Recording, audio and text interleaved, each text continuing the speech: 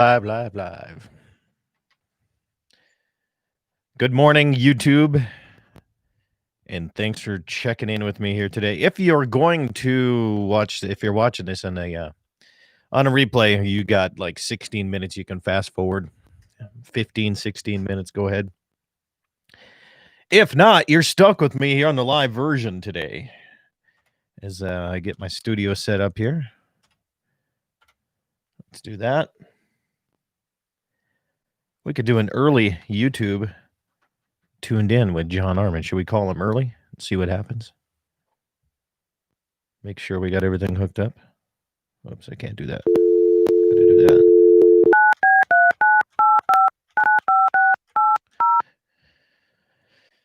that. Yes.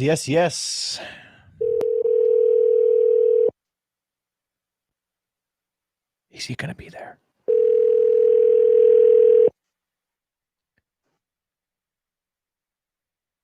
Uh-oh. He might not be there.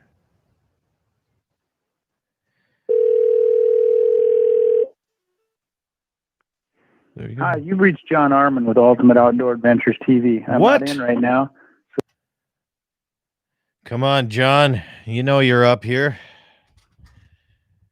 I did tell him 7 o'clock or 8 o'clock his time, so that might have something to do with it. So what's happening, YouTube land? Audio coming through all right, making sure that's good here. Turn that down. I was listening to some John Prine here before we got on, but I'd love to play that for you on YouTube, but they kind of get pissy about that. You always wonder what I'm doing back here? Oh, that's later. This is what I got back here. Whoa. I run a lot of stuff off my iPad, so there you have it. Hopefully things are going better in your neck of the woods here. Started cutting hay yesterday, and let me tell you, that's a scary sight. That is scary.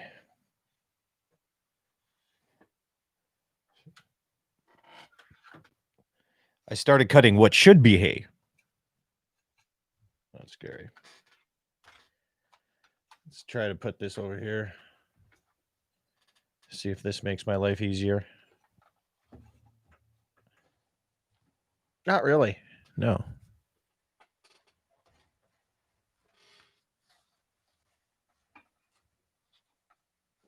You think it would, but it really did not.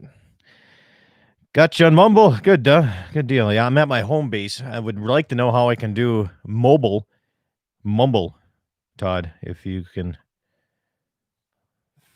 help me figure that out, that would be awesome. We got that fishing tournament in July in Lake Sakakawea. I'd love to do it from the boat and go that route, but we got to make sure we try that.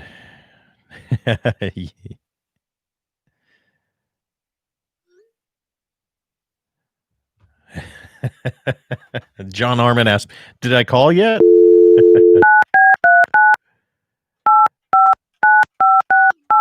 I'm pretty sure that's the number. All right.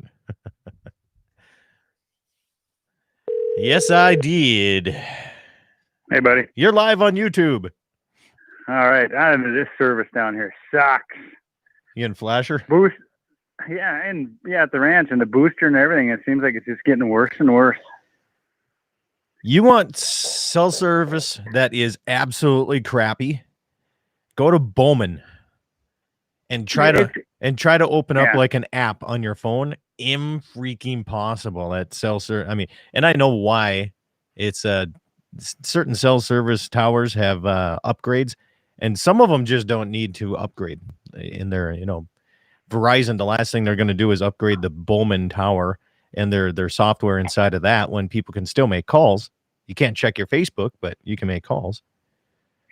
Well, like I said, I just think it's ridiculous that you pay as much as we do for phones and they never work.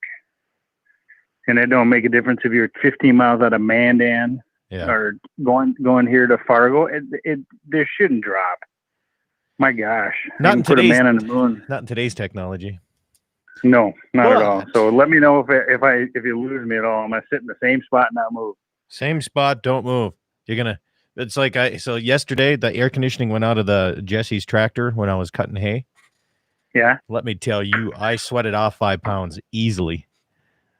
That is it's worse than sitting in the Shreefer Red Angus sauna that they have out in front of their house. It's tough, man. No, it's like I said, it was brutal, and today it's going to be what, 90? I don't know. Let me check my weather. Let me check my weather app here quick. 94. It's supposed to be down this way. Yeah, it's like I said, we need some rain. Rain, please, this week. I need it. We're just getting enough to get by, and that's about it. So I was talking to my neighbor. He had a good thing. He was with another neighbor or something like that, and that neighbor is like really, really, really religious, like super duper. Mm-hmm. And they were the super duper religious neighbor was saying, how, they've been praying for rain 2 or 3 times a day and blah, blah, blah. And my buddy says, praying for rain is actually praying for, profit over somebody. So how do you stand on that? And they were like, just dumbfounded on that. Yeah. I was like, that is pretty good. That's pretty good. What we had for time. I'm not sure. Like I said, that I always tell, like I said, I never pray for anything. I just pray for my family to be safe. And yep, if it rains, it rains. If it doesn't, it doesn't. I mean, it's like, I don't know. Like I said, and then when it does, I thank them. And when it doesn't, I cuss them. And then you end up praying for that too. Yep. Yeah. It's kind of a vicious circle with John Arman and the Lord. There's a lot of back and forth of, like I said, it'd be easier if you just pop up in front of me so I know what's going on. Yeah. Quick good morning, Karen in Mobridge and Paisley Dunn. That's a new name here. Morning from KGFX. Oh, she's down to KGFX area. Paisley. Now I got to look Paisley up here because that's a new name. Paisley Park. Prince is back in 1980 something. There's one of his songs. Really? Yeah. Although I shouldn't look for search that name because I don't know if that's like a radio name or not here. Yeah, that's her. Hey Paisley, I'm friending you because I want to make sure that I have all the anybody working in the radio side of things taking my show. So that's how you do it. Well, so the South Dakota stations take it through YouTube. The North Dakota stations are all linked in this app called Mumble. And it kind of works that way, but there you go. All right. Nice to meet you, Paisley. Crazy technology. So what are we talking about today? You know what we're talking about. What? Anything that comes up. Yeah. That's what we do. Anything and everything. Well, I'm going to ask you a little bit about what you do for your food plots in a drought. Okay. Do you pronounce it drought or drouth? Drought. Okay. I've never heard drought, I guess, maybe from this side of the state, man. It is drought. Drought. It is unbelievable how often I've heard that now. You get way west and it gets kind of a little crazy out there. Damn right. We can't wait for Antifa to come out here. Oh yeah. I was talking about that. I said, it is going to be a coming to Jesus meeting here pretty quick. I'm hoping Trump, I thought he was going to do it this week where he was going to start taking care of stuff, but I surely wouldn't be sending our guys unarmed. Detected. Okay, so here's my theory on that here. Whoops, I didn't need that. I don't want to do that. Anyway, I got stuff popping up here. It's time for me to get a different computer. So I'm toying with the idea of going with a Mac. Oh, absolutely. You will have less trouble ever, always. That's what everybody's been telling me. And it'll link up to my iPad, my iPhone. It'll link up to everything I need to do. Yeah. I just got one. There's a guy in Bismarck. He refurbishes them. I got one. He got one. I think she got a 15 or a 17-inch screen and Mac Pro for like $700. He gets them and rebuilds them and seemed like a pretty nice He's helped me on the phone on mine, and because that's the only one thing that's tough sometimes is finding people that can work on them. But there's a couple guys in Bismarck now. Yeah, I don't know what to do. My wife's got to change her name. She's got to change her name? Her name is Dixie. Everybody's so scared. I tell you what. Elmer Fudd offends people now. It is so crazy like that. I don't care. Protest, our country was built on protesting. And fighting. And I just heard the guy from the Black Lives Matter, and he basically said we will burn he said we will burn this country down, and he said figuratively or not, meaning to get what they want, or politically, or economically, And again, it was like our protest on the DAPL pipeline. If you want to protest it, that is fine. There's nothing wrong with peaceful protest. But when you start getting in the faces of cops and start screaming at them and hollering at them and verbalizing them, no offense, man. They should start, like I said, when old school would have been like, you thumped a few people and they'd have figured out, we can't do this because it's not right. It's not right for a kid to scream at his parents. It's not. We have lost total respect whatsoever, and I respect everybody's rights. This goes beyond just Black Lives Matter. It has nothing to do with any protesting group that does this stuff. Well, and again, a lot of these Black Lives Matter people are freaking, excuse my language, white people that are probably look like have no jobs whatsoever, and they're just going to complain about everything. And I'm just thinking, you have a right to complain, but when they get in a police officer cannot be a police officer anymore. They're going to find out. I just saw that city council in Minneapolis approved defunding. You know what? Not defunding, to disbanding the police department. Yeah, well, and the sad thing is there's a lot of good people in Minneapolis that most people want the police, but it's always a squeaky wheel. And what this country is going to find out is that the squeaky wheel is going to become us here pretty quick, and we ain't going to squeak. We're just going to roll. Yeah. Well, we'll get and talk about that. I can't wait for, and what's happening. This is only happening this way because they're getting paid. They're paid protesters. They're getting paid by the Soros and the Clinton Foundation. That it's an election year, and if they would have been pissed off of this, how about there's plenty other times that they could have done this, but since nothing's working, and now all of a sudden yesterday the coronavirus, we got more cases. Now we got to shut back down again, and Texas and all the big states that have all the big voting power.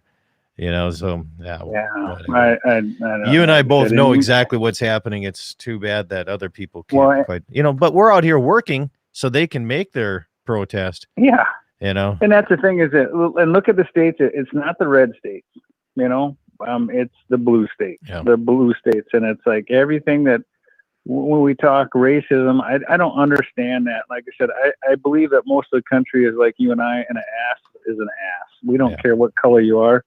And if we happen to call you that, then we're the bad guy. We're not being, I'm not partial to calling anybody and calling them out on the carpet. I don't care what color they are. If you're not a good human being, you're not a good human being. And you're supposed to treat people with respect, like we grew up out here. And last night I couldn't sleep. I got up at 3:00 and I took a walk, and the stars and the Milky Way and stuff were absolutely just beautiful. And I just wonder if people would just take a few minutes to get away from this crap and look outside and look what. There's the issue is a lot of these people live in cities and they don't even know what stars are here. Stand by, John. No. We're going to start up here in just a long 30 seconds.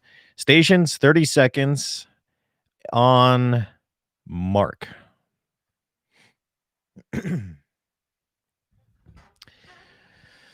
Oh.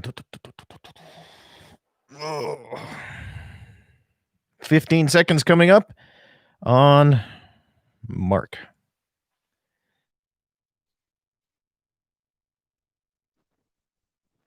Let's do it.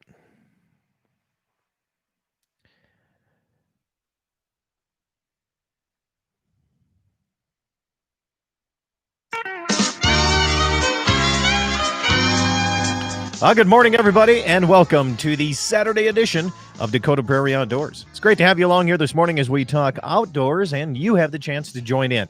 The phone line is open. I'm back in the home studio. If you're watching on YouTube, thank you. Sorry about the glare coming in here on the window, but it is what it is. You can see the coyote in the background. He's my executive producer here right behind me. If you want to call in and talk, 888-932-5682. That's 888-932-5682. Or if you can't remember that, it's 888-9-DAKOTA is the number. If you could spell it out there on your cell phone here, feel free to call in anytime. You automatically get put on hold because I am my own producer. So we'll get to your phone call as soon as we can. I'm Scott Bachmeyer. I'll be your host here throughout the next hour. Plenty to talk about. Well, there's plenty to talk about except for rain.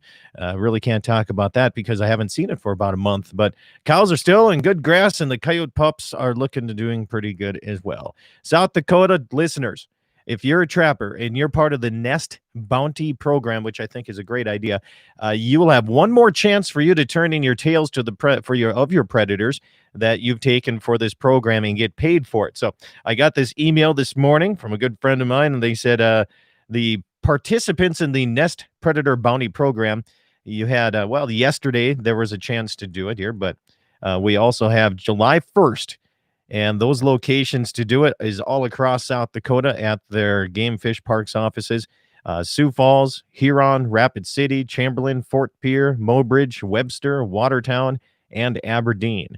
And that'll be July 1st from 6 to 8 p.m., and they want to remind you just, be smart if you think you're ill or sick or anything like that.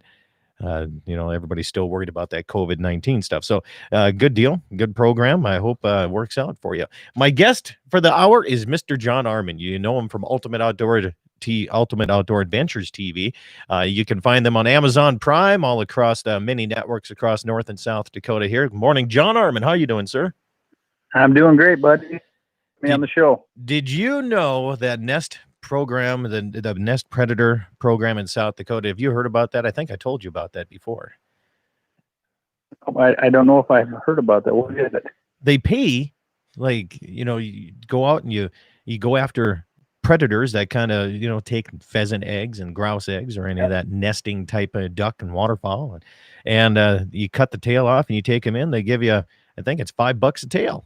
Up to a certain amount, they have a limited $250,000, I think, or 50,000 tails, whatever it is. But, they implemented it to get kids out there and, try to teach them about trapping and hunting. I think it's kind of cool. It is. I think back when we were kids, and I remember hearing it from my dad about gopher tails, getting paid for like a nickel a gopher tail or something like that. I think I remember that too. Yeah, I'm not as old as your dad, but I remember there used to be. I think Senator Bowman years and years and years ago tried to get a bounty for coyotes, and I think you and I did a show on that whole thing at one time. But nobody liked that, did they? They didn't like that stuff. Yeah, well, there's a lot of things people don't like. Hey, I got a question for you. Yep. Would you like to attend the Sturgis Motorcycle Rally with me? Well, it depends on what's going to happen down there, because I think it could get kind of interesting. That's why I'm going. I told people. I can't even imagine that group, who's going down there or whatever, if they're going to protest down there. It's like, oh my gosh. I mean, let's just go into the hornet's nest and see what happens. Well, I talked to Kevin Vaughn. He's a fishing guide out of Sturgis, and he says his place, he has a deck on his house that's only like a block or two from Main Street. And he invited us down, not only to watch, but if we want to get involved, we can do that too. And I would say this would be good training, for, you can get on your treadmill. I seen you did a live stream the other day. You're on your treadmill, hiking, getting ready for elk hunting and all, staying in shape. I think that would be a new aspect of, what if you're out elk hunting and you have to fight off a bear with your bare hand? Here you go. I mean, front lines. Oh, gosh. What's funny is that with all this going on, I've heard stories, and you hear stories about the bikers getting together. And I know that I think they did in Dickinson. Yes. And I think in Bismarck too, but I was talking to Sandy from Blacks Creek, the company we work with backpacks. and they're out in Idaho. And she said that there was a protest that was set up to come into Coeur d'Alene. And if you don't know, Coeur d'Alene is beautiful. I think it's up in northern Idaho, and the people from Washington or wherever were coming in. Well, they didn't go very far, because I think they said there was like 4,000 armed militia that came all across from wherever and started walking the streets and shut everything down. And I'm like, that's what is going to start happening. People are going to get sick and tired of this, and it's just one of those deals. I told you, I'm not against protests, and peaceful protests, no one's against. But when there's paid protesters, and then they're destroying statues, they're destroying everything, and then they're destroying things that don't even have anything to do with. You can't rewrite history. History is history. You learn from history, and you can't erase it, and you can't go back and say you owe me this or you owe me that and give me back this, because everybody would have their hand out, because every culture has conquered another culture or taken from another. It's just the way it is. We just need to learn from it. But it's just crazy how people are going off the deep end. And thank goodness we live in a state that's somewhat still unaffected by a lot of it. And, there's a lot of good people here that stand behind each other, that go to church and take care of each other and look out for their neighbors. And it's just crazy times we're living in right now. Love the Dakota Territory, man. I am hoping. I mean, there's been people saying, well, if they're going to be defunding police, it's going to go back to the Wild West. And we're like, I live in the Wild West still here. This is fine with me. Yeah, it's not, people, like I said, I'm a firm believer. There's a lot of people, when they're doing these polls and things like that, people don't say that they stand up for Trump or going to vote for Trump, because they're afraid to, because all these guys that threaten them. And it will happen like last time, that people are going to vote, and, like I said, there's going to be order. They're not going to let it go back. I always think it's funny how the people that are against guns and don't own guns are going to try to take away all of our guns, and they're going to come to the, and I'm like, yeah.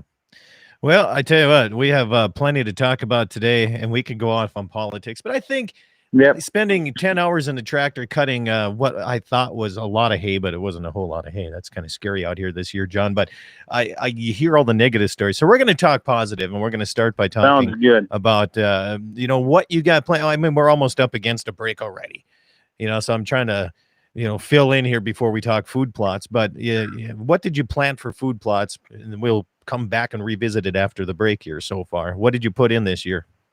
I put in a lot of. They were a huge. Hold on, you're cutting in and out a little bit. You planted what again? Soybeans. Soybeans. A lot of soybean. Asgrow and DeKalb are one of our sponsors, and they've been good to us, and we've had great luck. I tried some of the specialty beans last year, and they didn't touch them. They touched the egg beans, and we didn't get a chance to harvest one of the fields, and it was absolutely amazing the amount of deer that stayed on that field all winter long, where in the past they leave. So we did a lot of soybeans, a little bit of corn, and some turnips and radishes, and kind of a cover plot for pheasants and things like that, because we've been raising pheasants these last couple of years. Very nice. So, well, John, stay with me. We're going to come back after the break. We'll talk more about that. I didn't know that you had the pheasant side of things. More coming up. You're listening to Dakota Prairie Outdoors on KGFX in Fort Pierre, KOLY in Mobridge, KLTC in Dickinson, K-Fire, Bismarck, Mandan, and KCJB in Minot. Back after these messages.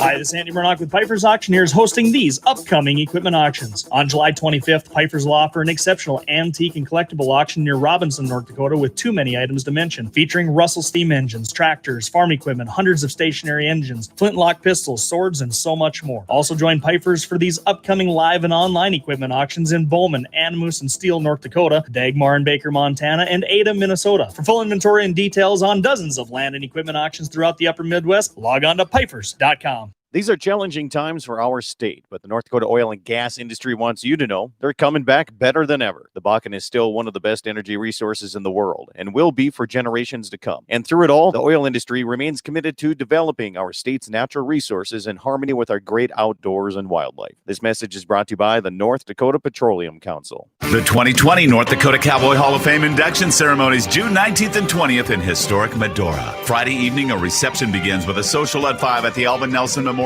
Arena. The trustees meeting is 8 a.m. Saturday morning with inductions beginning at Jaden Terrace at 11 a.m. At noon, 11 individuals, organizations, and rodeo livestock take their place in the Hall of Honorees. Tickets available now at NorthDakotaCowboy.com for the 2020 North Dakota Cowboy Hall of Fame induction ceremonies June 19th and 20th in historic Medora. MoPro Guide Service, the best on Lake Oahe. Brent and his staff will give you the most enjoyable fishing experience, always having the latest in electronics, gear, and the most comfortable Lund boat on the water. Fish with somebody who lives in Mobridge, South Dakota, the heart of Lake Oahe. If you need a place to stay, the Morest Motel has newly updated rooms with free internet, a family-owned and operated business. Go to OaheWalleyes.com. That's OAHE Walleyes.com for the best fishing experience Lake Oahe has to offer.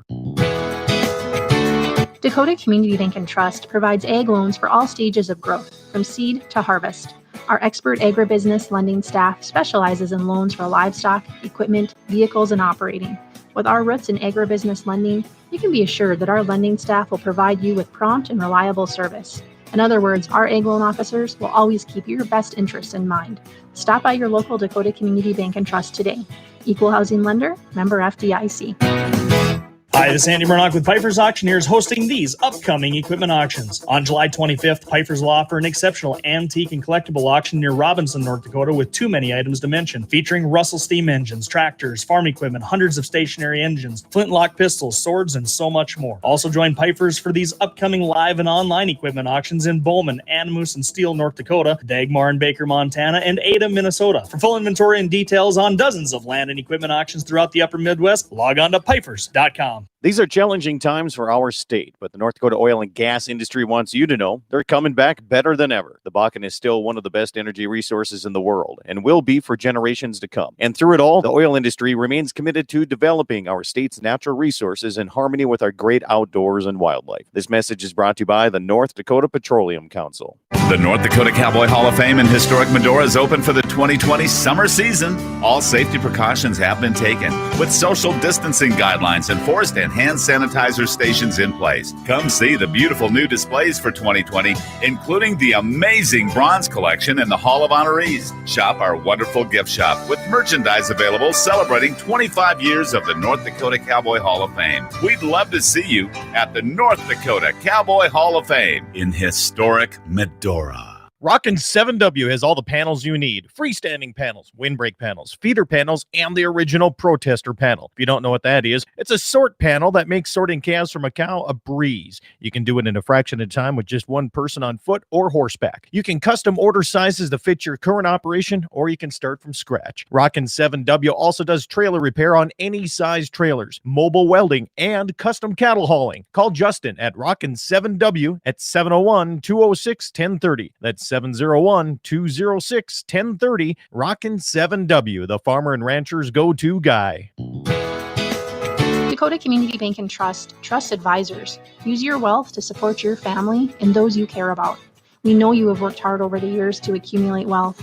We want to make sure your legacy reaches your heirs as you intend, either by will, by trust, or by beneficiary designation. We emphasize flexibility to meet your goals and discipline to achieve them. Visit DakotaCommunityBank.com. At Dakota Community Bank and Trust, that's what we do. But don't you worry, one day I'll settle down. And when that time comes, I hope you're still around. Welcome back to Dakota Prairie Outdoors Saturday edition. Benny Paulson's music right there. Let me correct it. It's Breaking 8 is the name of the band. But I know Benny really well, so go check him out. He's on iTunes. They have a lot of cool videos. Go on their social media pages and search Breaking 8. They got some cool videos out there, too. And Benny also does a radio podcast, which is talking right from the ranch. It's pretty cool, talking about music and the ranching lifestyle. So check him out. John Arman is my guest here. John, welcome back to the program. You still with me here? I'm still here, buddy. All right. Well, I got a text message during the break. I got a buddy of mine. He's out putting some hay down right now, and he says trying to get the hay done before the heat comes up because they're already worried about fires in the area when haying comes around. So, yeah, that's no fun. No, and I'm gonna go right in the heat of the day here. So, but I already have a fire extinguisher on the tractor filled with water. I have my flapper strapped to the disc bind, so hopefully I can get it before I have to call the fire department. Hey, we got a caller on the line. If you want to call in and join in, the phone number is 888-932-5682. That's 888-932-5682 or 888-9-DAKOTA. Let's go here. Let's hook up Bob. Bob, good morning. Good morning. Whereabouts you calling from? I'm calling from West Hope, North Dakota. West Hope. What's on your mind today, Bob? Well, you was talking about them gophers and whatever, out there, them ones that are out west there anyway. Yeah. Anyhow, when I was a young guy, about 8 to 10, 12 years old, we would catch gophers and take their tail and take them in. We did get 5 cents a tail. 5 cents, okay. Yes, and the way we did it, we got kind of smart at it. We took a fishing rod, fishing hole and everything, made a loop around the hole, and when they come out to peak, we'd set the hook and reel them in. It's better to catch them that way. Then you grab the tail and you pull it off, and it's like they skin the tail and everything.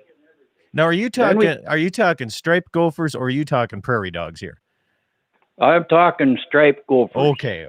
Regular gophers. That's what we used. Sure. But I guess if a guy would get a salmon rod, a big line and everything, a guy could do those other ones too. Well, so I don't know if you heard the show last Saturday, Bob, but I was talking about fishing for prairie dogs. And as soon as I got off, I got a phone call from a neighbor. I say neighbor, but he's like 50 miles south of me here. And he said that he was up on Lake Sakakawea and the fishing was terrible. So they shored up and found a prairie dog town, and they did the same thing you're talking, put a noose around the prairie dog hole and sat and waited, and they caught one doing that with just fishing line. So my whole venture of being the first guy to catch something on a fishing rod for prairie dog is out the window now because you guys have been doing this for years. Yeah, we used to get a nickel a piece for them, take them into this fur buying place, and sure. Whatever. Had my dad's snooze box, and we'd get about 10 or 12 of them in there, But what we'd do is we'd skin them off, and we'd let the gopher go. Figure, hey, they're going to grow another tail. We get another deal. But pretty soon we found out that what happened was the tail would dry up and fall off. The way we had gophers running around there with no tails. Yes, you started a whole new species. What year was this, Bob? Oh, I'm 77 now, 78, I mean. And that would have been back when I was 8 to 10 years old. Oh, okay. So it's been a long time then. Yeah. I don't think them gophers are still running. Not them anyway. I just got a text message, Bob. We can't say noose on the air anymore. Oh. Yeah. So I don't know what to call it. Well, I would just call it a slip line. Slip knot. Okay. Yeah. Yeah. Slip line. Yeah. Oh, but man. But with them prairie dogs, I imagine a guy'd have to use a big long leader. That's what I was thinking too, like a snare type thing. Yeah. Yeah. And then boy, wouldn't that be a fun thing to reel in one of them? I've got to do it like a good sized northern. They're mean little critters, I'll tell you that. There's no doubt about it. Yes, they are. Yeah. Well, Bob, I appreciate the history lesson. Anytime you want to call in with stories like that, feel free, my friend. I will do that. All right. You know what they call me around the radio stations? Well, I'm guessing this is Crazy Bob. Yes, it is. Okay, I heard it. Todd Mitchell is. I've heard you on Todd Mitchell's show before. Yeah. Oh yeah, yep. All right, I'll if you're okay with Crazy Bob, I'll call you Crazy Bob. I don't care. Heck, everybody else does it too. Well, if you're 78, you shouldn't care, should you? You shouldn't care what anybody thinks. Yeah, there you go. All right, thank you, sir. Well, you take care. I'll be listening. Thank you. Right. Thanks a lot. Appreciate it. Yep. Bye. You bet. 888-932-5682. That's 888-932-5682. John, I would love to do a show where we got like 5 or 6 old timers and just sat around and talked stories from years and years and years ago on things that, what they did, what's changed. And, granted, you and I are getting up there right now. We can say some of these stories too, but it's fun to hear some of that, isn't it? Oh yeah, like I said, it brought back memories. Because when we were little, we would ride our bikes, 3 miles to the baseball diamonds. We'd play baseball in the morning, and then we would go to the zoo, and then spend the rest of the afternoon at the parks drowning gophers out and catching them. Yeah. And we used to use the fishing rods too. I mean, we did everything. We would dive on them. We would, like I said, our nicknames when we were little was Daniel Boone and Davy Crockett. My aunt named us that because we had stuff crawling out of our pockets all the time. I mean, we had snakes. Whoa. I don't know. I don't know if you can say Daniel Boone or Davy Crockett because we don't want to offend any Mexicans, do we? Well, I like again. Like I said, it's called a history lesson, and it happened, and it's just the way it is, and we go on from there. Like I said, it's crazy how we hang on to stuff for so long and never get past it, and then you seem like you get past it, and pretty soon we're destroying our whole country and tearing down everything. So like I said, thank goodness the hunting industry is not so crazy. Well, it depends on what side of it you're on here, but I love how you can take somebody like Crazy Bob, 78 years old, and you and I come up with something about tails, and it reminded him when he was 8 years old, man. Isn't that 70 years ago? He still has that fond memory. Yep, and that's cool. It's one of the neat things about the show too, is I'll get people that will text me or say, hey, I saw right where you were at. We go by there. That's where we stop for a rest area, or that's where we stop in Bowman and have fill up with gas. People relate to the things that you do. And I think, again, that's always kind of what's held us above some of the other shows out there, that we're local and people like to see you're doing the same things they do. Well, hopefully I cross my fingers on this, because I hope somehow it's an education format in a sense. And but what I get a kick out of is people that are like text messaging a picture of their tractor and cutting hay, and Britt's the one who said I can't say noose on the air anymore, by the way. So what, I sent a picture to Jamie, and I don't know if Jamie, you're out there listening, if you got it, but I drove into my yard and I've got my gambrel for deer hanging there, and it's kind of like in a form of a loop. Yeah. And I sent it to him. I said, someone's threatening me. Well, the deer are protesting me. The deer are going to be starting to protest. Yeah, we're going to finish talking about food plots. Now we're up against our final break here, and we'll just finish out the next 30 seconds talking about if you walk into your shop, what's the first hunting thing that you will see in John Arman's place? Is it the gambrel? Would it be the deer gambrel? Well, no, that's at the cabin. At the shop, you just walk in. I have a few animals on the wall. My shop is getting kind of cluttered. I need to add on to it. There you go. You got the trophy. Have you seen that meme on social media where it's got like a little tiny bedroom, little tiny kitchen, little tiny bathroom, and then the rest of the entire shop was the trophy room, and it says, I don't know why somebody needs such a big bathroom. Yep, and I agree. If hindsight, I'd have made my shop twice as big. Whenever you're going to build something, just save it another year and then build it twice as big, because you always need it. Always go bigger. You'll always find stuff to put in there. More coming up. John Arman from Ultimate Outdoor Adventures TV is my guest. This is Dakota Prairie Outdoors Radio. Good to have you along all across the Dakota Territory, 6 states, 2 Canadian provinces, and on YouTube. Back after these messages.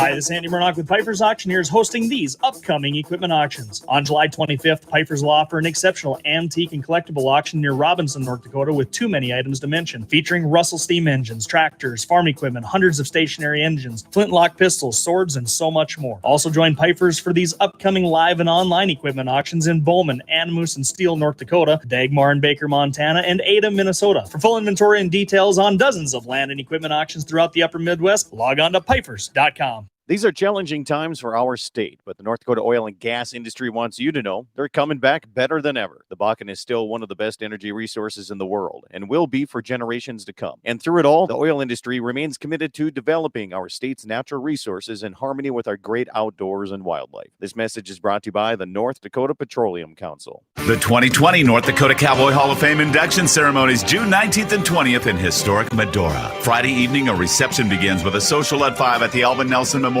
Arena. The trustees meeting is 8 a.m. Saturday morning with inductions beginning at Jaden Terrace at 11 a.m. At noon, 11 individuals, organizations, and rodeo livestock take their place in the Hall of Honorees. Tickets available now at NorthDakotaCowboy.com for the 2020 North Dakota Cowboy Hall of Fame induction ceremonies June 19th and 20th in historic Medora. MoPro Guide Service, the best on Lake Oahe. Brent and his staff will give you the most enjoyable fishing experience, always having the latest in electronics, gear, and the most comfortable Lund boat on the water. Fish with somebody who lives in Mobridge, South Dakota, the heart of Lake Oahe. If you need a place to stay, the Morest Motel has newly updated rooms with free internet, a family-owned and operated business. Go to OaheWalleyes.com. That's OAHE Walleyes.com for the best fishing experience Lake Oahe has to offer.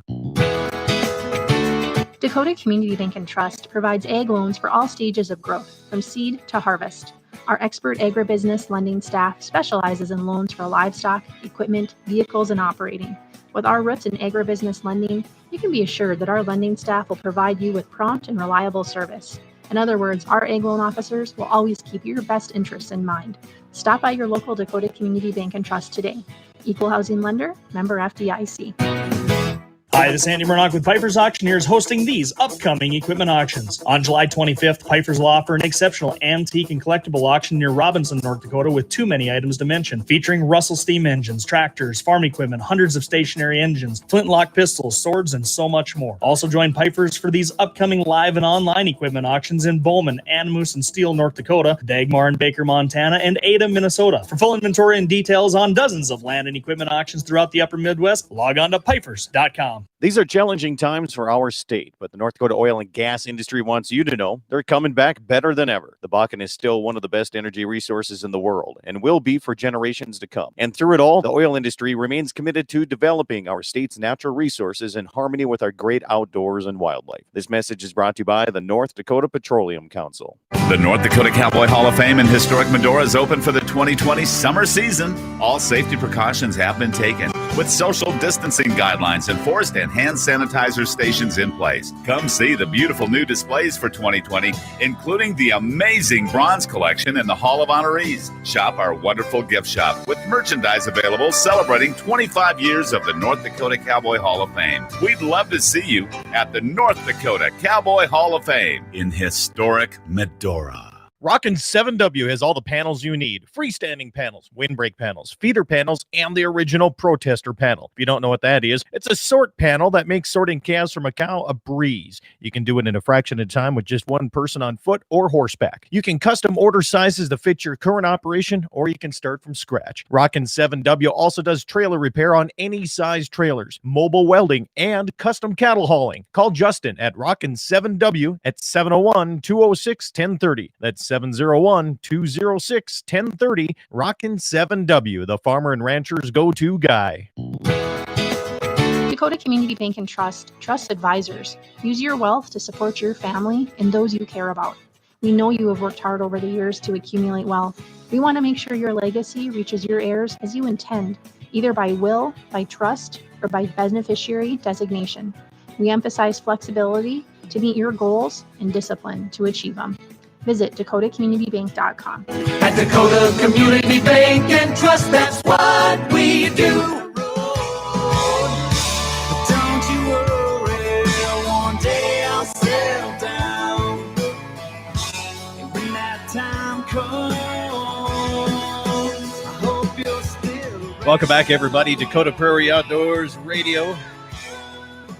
KCJB in Minot, if you're from there. KFYR in Bismarck, Mandan. KLTC in Dickinson. KOLY, Mobridge. And KGFX in Pierre and Fort Pierre. Thank you for playing and sticking with me throughout these years. You know, John Arman from Ultimate Outdoor Adventures TV is my guest.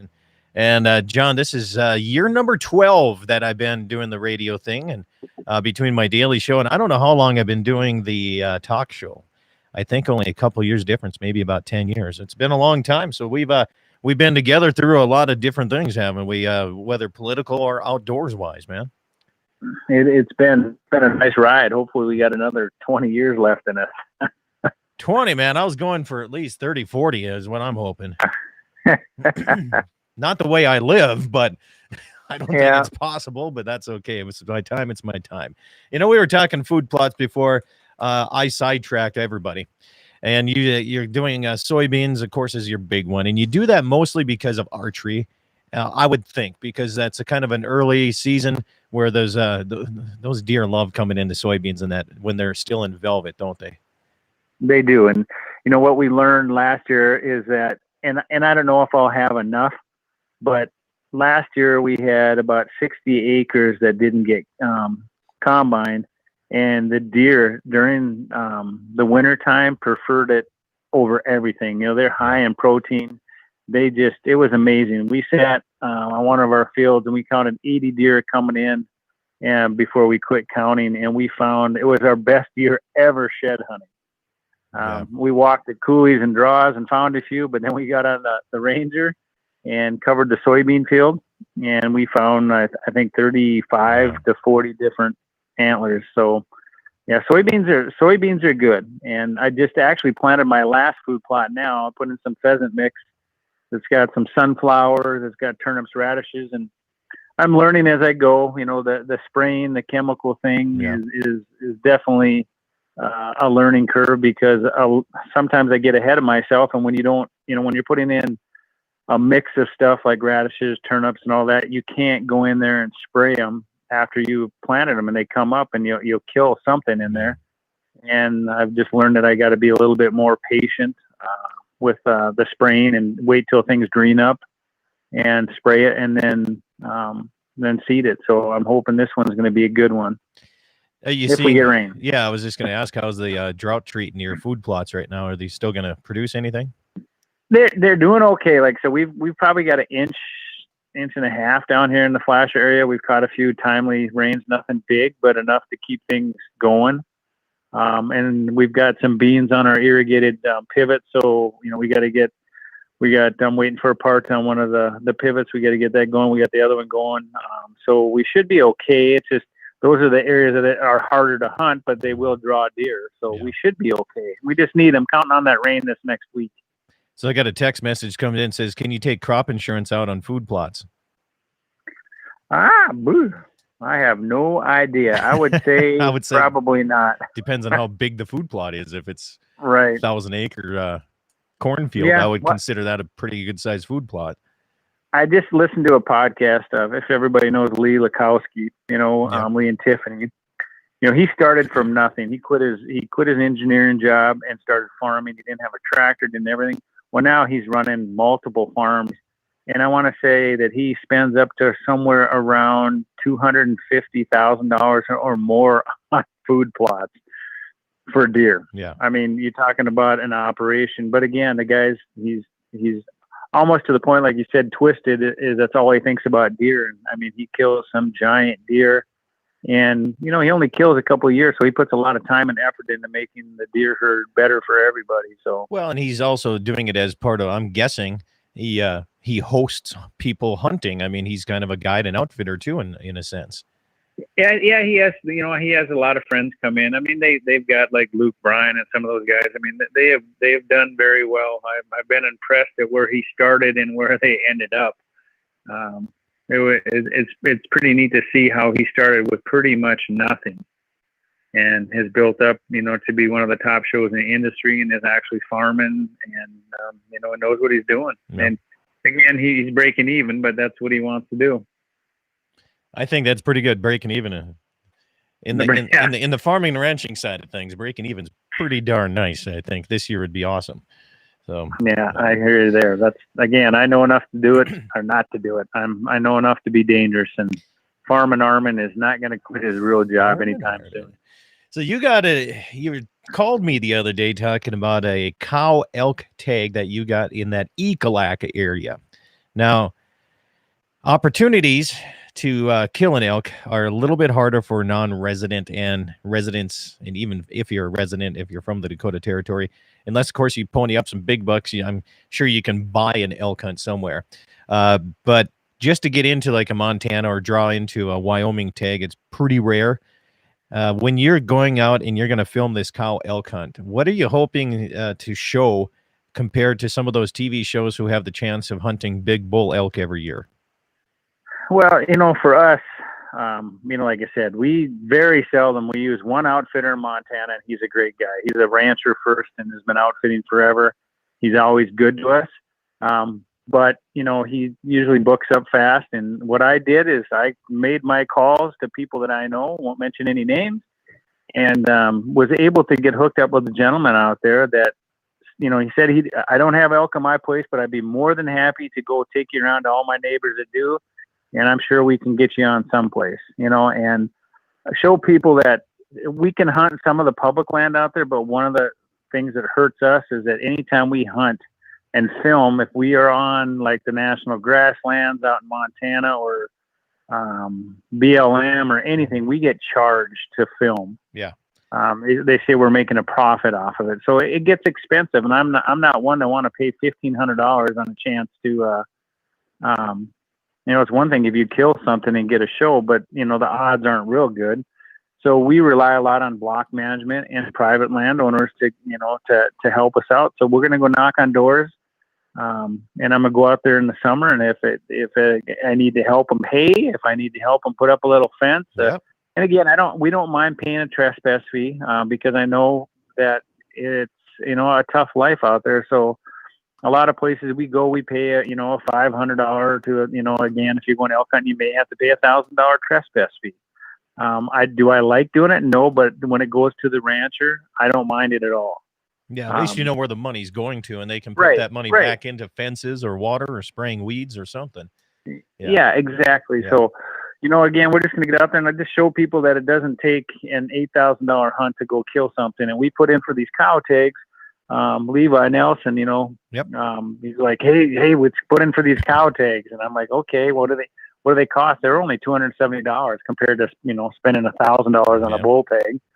And, I said, I know some people out there, and I know some friends that know people out there. So I'm going to go out there on the way down to Wyoming when I do scouting and meet some people and hopefully find a place to hunt.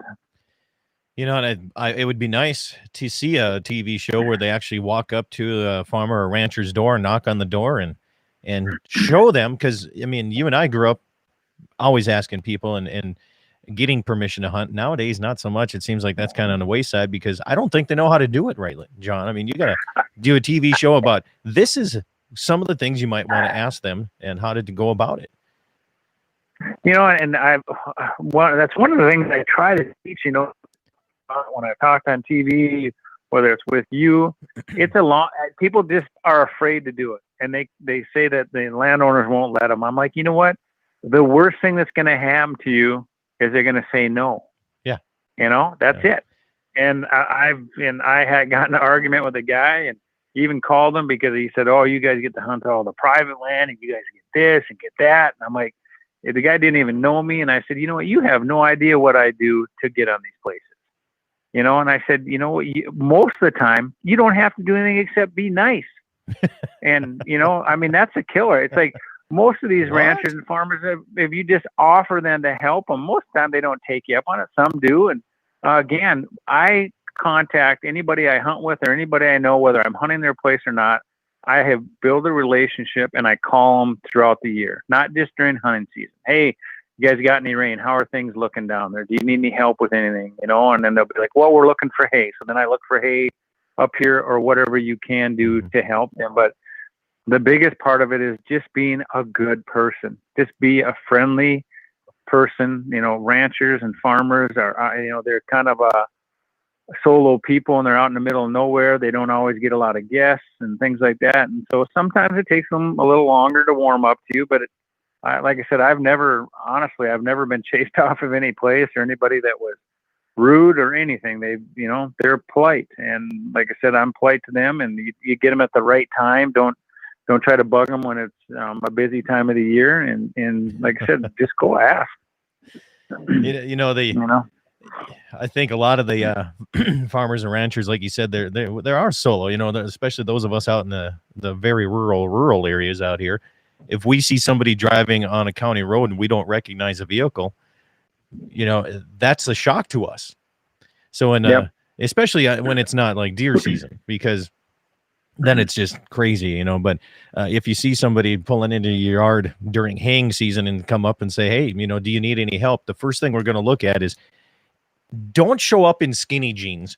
That's probably not going to get you a lot of bonus points of saying, yeah, I don't know how much you know about fencing or, digging post holes, but I guess I don't know. So, well, yeah, I actually had a guy was talking to me the other day, and he said that, he didn't know anything about, he goes, but I'm willing to learn. Teach me how to drive the swath. Teach me how to do it, And again, a lot of guys won't take the time to do it, but we were out in Montana last year, Levi, and we were bailing at 2 a.m. And I never did hunt out there. They invited us out there, and we could come out and hunt. But again, you build that relationship with those people and that stays that way. Hey, John, you want to come down here at 2:00 tomorrow morning? I got some bailing that you can do.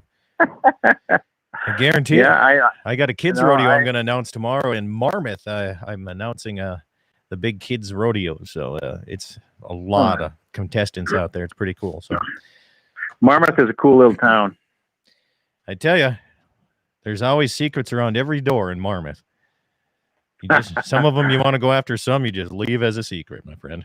Yeah, no, you're right there. Like, so we've hunted out there, and we got friends out there. Like I said, love the Badlands. I actually got out this year to the Badlands, and it was just an absolutely the most beautiful. I sometimes wonder, hit myself in the head that I don't hunt there every year, but we have our own place, and it's hard to break away from it. But after going out there and seeing, we had a double rainbow, and I saw elk and deer, and a little shower came through. It was 70 degrees. It was a perfect day, and it was absolutely the most beautiful country.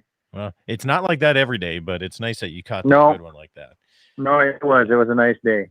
Well, I tell you, I'm putting in for archery antelope in South Dakota again this year, and hopefully this time I'll have time to actually get down and do it. I've been donating to the game fishing parks down there for a few years now. No, that's tough. We get in the same position. Like I said, it'll be different. The guy doesn't have, because people are like, I listen to these podcasts, and these guys go all over the country, and they got a lease here, they got a lease there. And, basically we do the same thing every year, and we try to get, I'll try to get maybe a Standing Rock tag or a Montana tag, but we just don't. South Dakota is a tough one, like for deer, because they run their season and at the same time we do. Yeah. So you got to give up one to go to the other. Antelope hunting we put in for Montana, so we're hoping to get drawn there, and we'll probably go down to Wyoming and archery hunt. But yeah, it gets tough. I've eaten tag soup before, and it's not for a fact of anything but time, because you just don't have the time to get it. But you can't hunt if you don't have the tag, and sometimes you just take a chance that you'll fill another tag and have time to go down and hunt there. Question comes in from a listener. It says, have you lost any races lately? Oh, I wonder who that is. He's actually outside right now at the cabin. He's our slave labor, Mr. Levi Nelson. And he asked me how it felt when I got beat by a fat kid. And he's not fat. He's just a big boy. And I said, I'm 55 years old. You shouldn't be bragging about beating some old man up a hill. But I said, it was fun to see you run. Well, he's outside working on a cabin with my brother. So. I'll tell you this right now. I watched Levi ride bulls for many, many years, and he's a big kid, and he was a big bull rider. But I'll tell you this: when he got bucked off, there was no bull that could catch him. So I don't think you're ever going to beat him up a hill. I'll guarantee that. He was pretty fast. He's wiry, man. Yeah, you bet. You know the nice thing about having a nice big young kid like that, strong, young, strapping man like that is, John? He does all the things I don't want to do. Damn right, exactly. He can drag the deer out. He can lift the deer on the pickup. He can do this. You bet. You know, the cool thing is Levi, kid you not, I want to say he was 5 years old or 6 years old. I don't know, somewhere in there, came up to us at the sports show and introduced himself, and he drew pictures. His dad is an artist, cowboy artist. Yep. And Levi's got a little bit of talent, and he is like, he's been around us forever, and he doesn't live far from us. But that kid, I share a lot with him, but he's always there when you need him to fix fence, to do whatever you want. He's always asking. He's going to spray some of the weeds around here for us, and he's helped my brother doing the cabin. I mean, he's just a kid that he's got a passion for things, and he's got a pretty good work ethic, which is hard to find nowadays. So I heard the rumor he's going to stop helping you, and he's going to be coming out here to the Badlands and helping me more often. Is what I heard. Well, I know that his dad Scott would be saying, "What are you doing?" He said, "You're supposed to be helping me."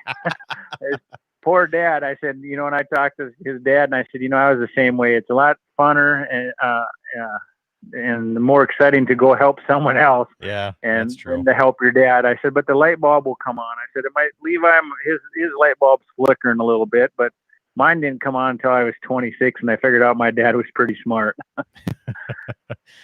Well, you know, I'm just trying to steal some child labor is what I'm trying to do here from you, John. Yep.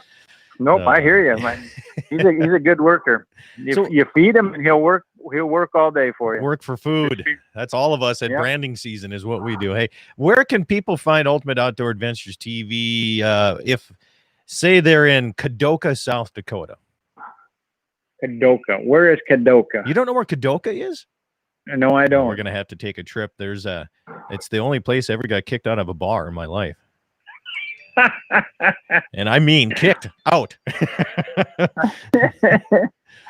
Well, you know, like I said, it all depends on, like, we in South Dakota, like I said, I know Campfire goes down to parts of it, but probably not that far.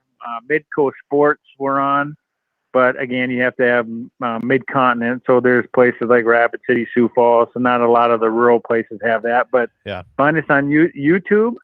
Under Ultimate Outdoor Adventures TV and on Amazon Prime. Amazon Prime is, I haven't gotten all our shows uploaded this year.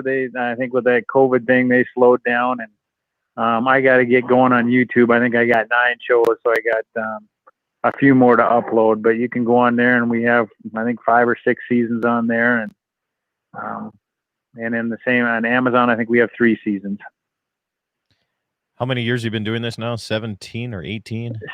17. And like I said, you know, and it took me a while, learning curve on some of this social media stuff. I said, I've thought about, I just don't have enough time to upload all our shows from the past. And a lot of them are standard definition and on tape. And I want one show that I seen a clip of it years and years ago. It's when you guys were actually filming with a big VHS camera. Oh, and I believe you were turkey hunting. Yes. And you had a mullet. And it was a flow, buddy. It wasn't a mullet. And I just heard on the 5 the other day on Fox that the mullet is coming back.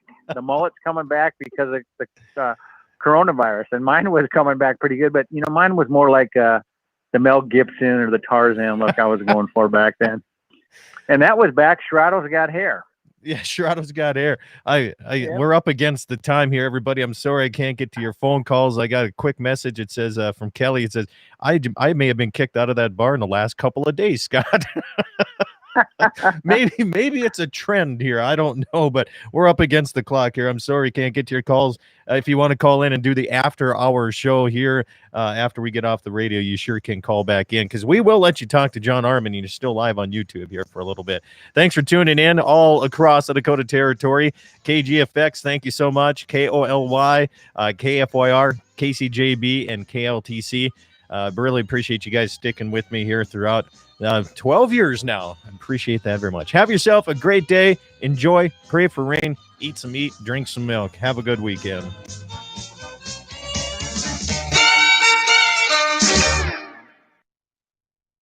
All right, radio stations, thank you so much again. Have yourself a great day. Thanks for That Paisley, it was nice meeting you via YouTube here. So hopefully we can do more radio together. John, thanks, yes, man. Sir. Thanks for coming on again, man. I appreciate that so much. Oh yeah, and like I said, it goes too fast. I enjoy it. Well, that's the way it should. It shouldn't be like, oh God, is this ever going to come to an end? Like I said, it's like it goes way too fast. I've done a couple other, starting to do some of these podcasts, and they're always fun because you just never know what's going to come. And yeah. Hey, we got a caller here. Wait, let's go here. Yeah, who's this? Hello, you're talking about those gopher tails? Yeah, tell us about them. Yeah, that's a flicker tail. That's the flicker tail, not a striped gopher. No, not the striped gopher. That's east of the Missouri. We don't have them out here. That's and that's the one they used to pay a bounty on. And when I first saw them, I thought it was a rat, but the tail was shorter. And then I thought it was a prairie dog, but it didn't look like a prairie dog. There's no mounds around. Okay, so what? And they're east of the river. And now you read a book. It's Gopher Tales for Papa. Okay, I'll write that down. And Gopher, yeah, and it's a little kid's book. But this guy, his dad was a pastor, and the church was needing money, and this kid put some gopher tails in the collection plate. And first he got in trouble for it, and then the whole congregation said, hey, that's a good way. We can raise money that. So they all put their gopher tails in there and collected the bounty on it. So what year was this bounty done about? I don't know. It was back there in the tough times. Yeah. And I don't know how long we had it, but that's the flicker tail. And sometimes the state plates used to say flicker tail state, and yeah, their motto. But that's different from what we got out here. The 13 striped ground squirrel, they don't do anything, and the prairie dog. That's a messy completely thing. Different, yeah.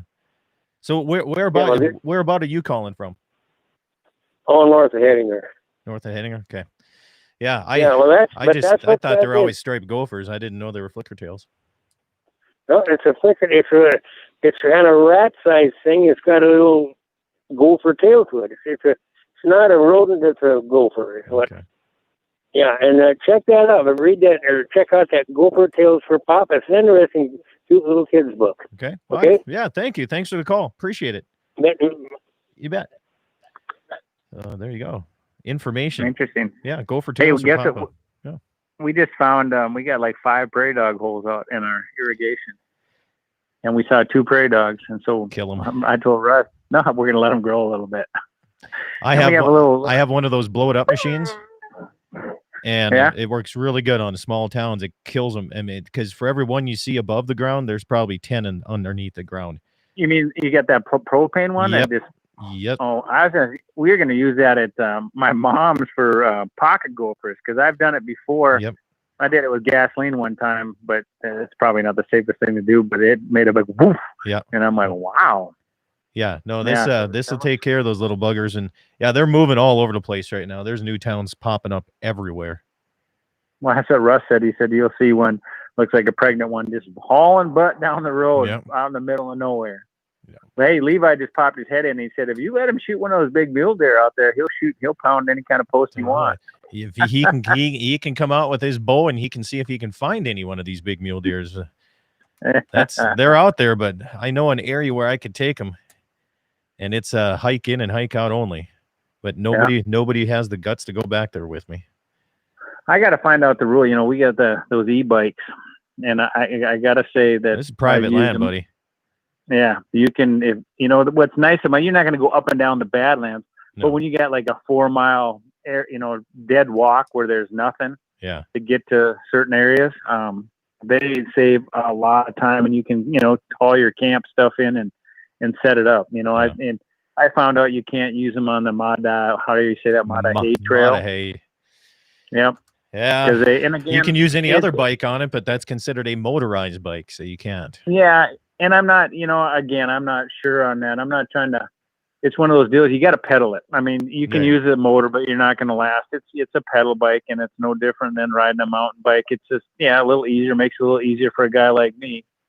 And again, you're not going to go hunting places that you can't hunt. I mean, if you can pedal a bike there, you can get this there, and they are kind of neat. They save you some time when a guy doesn't have vacation time, and so you got, instead of walking in 4 miles, it takes you, an hour to get in there. You can get in there in 15 minutes, and you can be hunting. It does save some time, so they're kind of cool, but not for everybody. Yeah, I've never tried one of those. I know one of the hunters came with one a couple years ago, and he did it and rode all over this stuff, and he says it was awesome.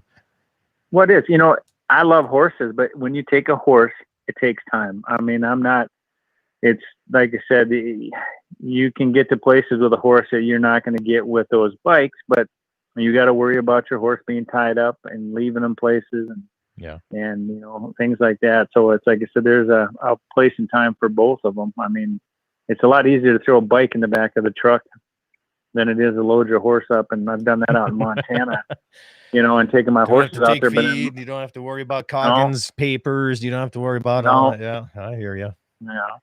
And like I said, I suppose, man, I got to get over and try to finish cutting that one field down. Okay, buddy. Well, I'm gonna go spray a field, and then what else we got to do? We got to finish this, putting the rock on the front of the cabin. Russ has his ass off on this thing because he had to cut the whole bottom half off, like half the log, because it rotted, and reface it and spray foam it, and now he's gonna put some. It's called Trilite stone, so it should look pretty cool. Yeah. Yeah, cabins are nice, but they are a lot of maintenance. They are. Yeah. Once again, buddy, thanks for having me on. No, thank you. I appreciate it. You have yourself a good weekend. All right, you too, buddy. You bet. Bye. Bye. All right, YouTube. Thanks for watching, YouTube guys. Appreciate it. Have yourself a good one. Keep subscribing to my channel and tell other people to do so as well. Thank you.